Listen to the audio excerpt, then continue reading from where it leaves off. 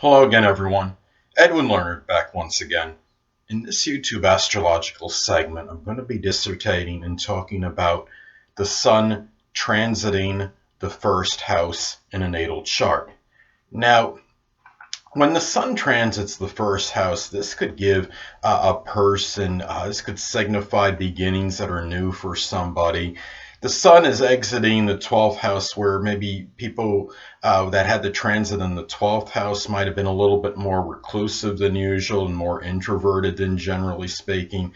And when it goes into the first house, it could give a really strong sense of optimism. The person might have a little more vitality, feel more energetic, have a lot of exuberance. They really, a lot of times when the Sun transits the first house in a natal chart, the person can really feel full of life. They could feel revitalized.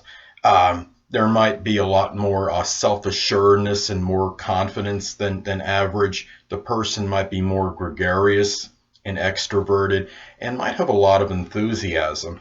And it could also, this person might have a stronger desire for being, like, say, in the spotlight or the limelight than generally speaking, even if the person generally is a rather introverted person. What I thought was interesting, one time, this was in 1999, and the transiting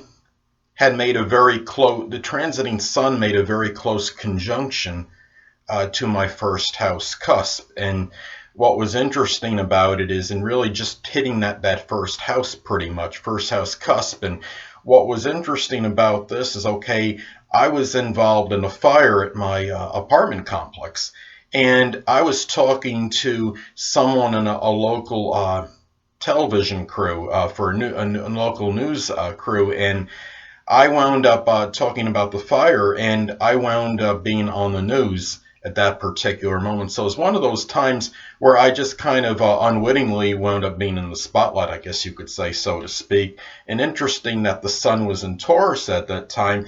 This really involved my possessions very strongly, and I had to wind up moving my possessions to another apartment building at the same complex. So really, I thought it was very interesting the way that worked out.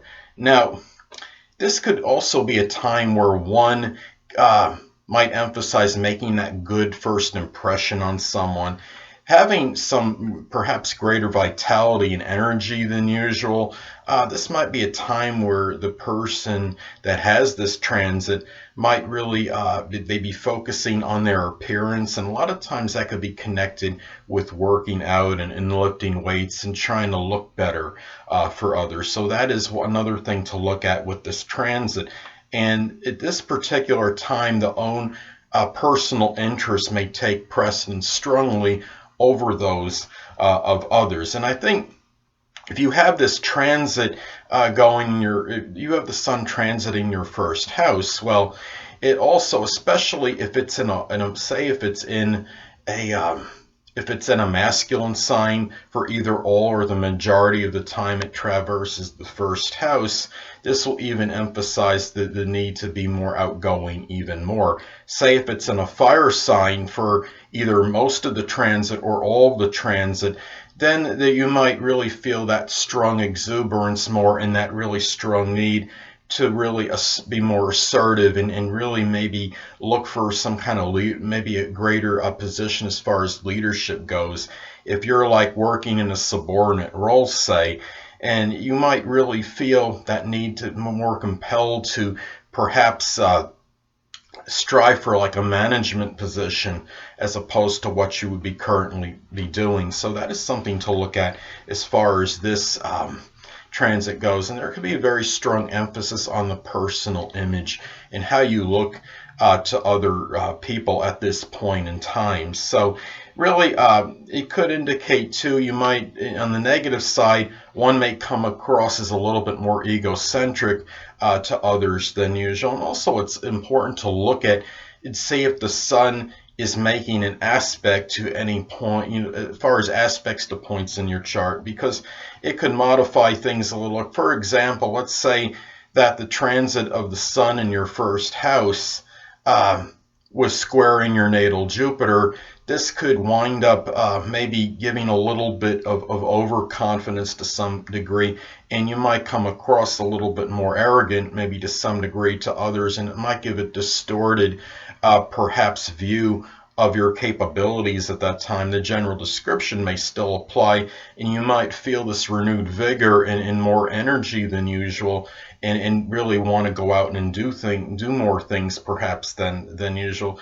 But you have to be careful of having maybe that really enlarged view of what you're able to do. So that is something. Those are some things to consider when you do have this transit in your natal chart, as far as the sun transiting your first house. And keep in mind that the sun, on average, transits a house for 30 days approximately. So that is something to look at, because an average size of a house is 30 degrees, and it might be more or less depending on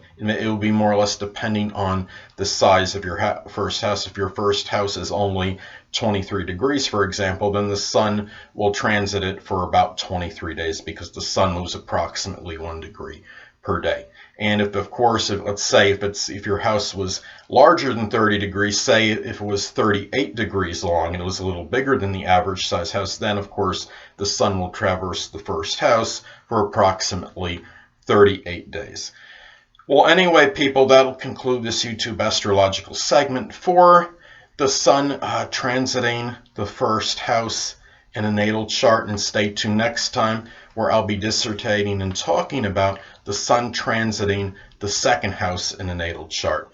Two things I want to get with you on before I head out. Firstly, the stars may impel but do not compel. And secondly, never isolate any single astrological element, aspect, planetary placement, position, configuration, influence, or what have you, and make an analysis of a person, astrologically speaking, based on this alone. Because astrologically speaking, the person is the sum of all their components in their natal chart, and not just one. Until next time, people, stay well.